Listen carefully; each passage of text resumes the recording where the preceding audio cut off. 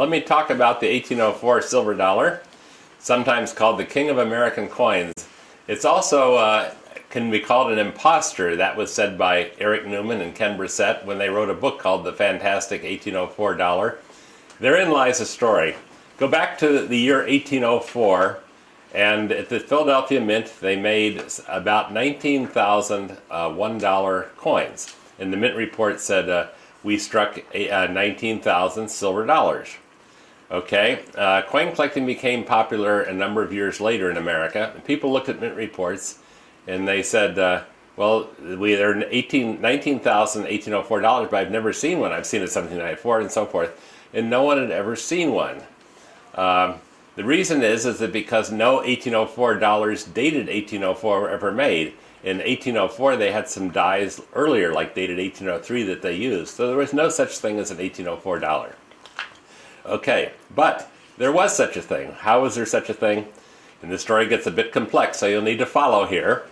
In 1834, the United States government sought to expand its presence in the Far East, in Indochina, in Muscat, Oman, Zanzibar, different places on the Indian Ocean and what we now call Indonesia, and to expand its diplomatic influence and to become known. So they chartered a battleship with an accompanying ship and went and called upon some of these distant ports, giving diplomatic gifts. And one of the diplomatic gifts, in addition to maps and silver and crystal, was a set of United States coins. And they wanted to make up a set showing one of each denomination that was made. So they back in 1834, what are we making now? Well, we're making the half cent, we're making this and this and this and this. Well, what about the two largest denominations, the $10 gold piece and the silver dollar? Well, we haven't made any of those since 1804. Well, can we find 1804 an 1804 dollar and 1804 $10 gold piece? Well, they couldn't. So they took some new dies and made an 1804 dollar die with the 1804 date and also the $10 die, and struck some new pieces and put them in the set, and that showed the full panorama of American coinage. And it was correct because the last ones made of those two denominations, 1804, they still didn't know that there was no such thing as a real 1804 dated dollar. Edmund Roberts from Portsmouth, New Hampshire, sailed around the world, dropped some of these off as gifts, including one with the Sultan of Muscat. This particular set remained in the Sultan's family for many, many years, then was sold at London at auction, and then was consigned to us, this 1804 dollar, by the time it was part of the Walter Childs collection in 1999, and it's a perfect proof of it, dated 1804, and brought over $4 million, and as I say these words, it still holds the record for the most valuable silver coin ever auctioned.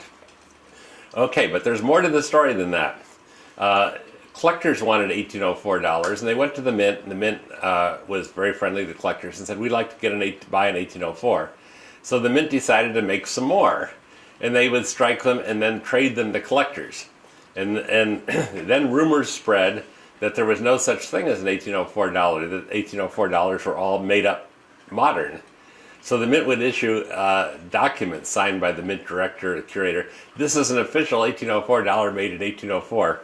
Going back to Eric Newman and Ken Bressett in the book I mentioned for 1962, they unraveled all this about no 1804 dollars were actually made until 1834. Then the Mint made more for collectors, and so there is an 1804 dollar, but it wasn't made in 1804. And it's famous because every collector wanted one, every important collector. There were only 15 known now. The 1804 dollar was called the king of American coins by B Max Mehl when he offered one in a catalog, because there was so much fame connected with it. The stories like, is it real, isn't it, did they ever make any, which was finally settled by Newman and Bressett.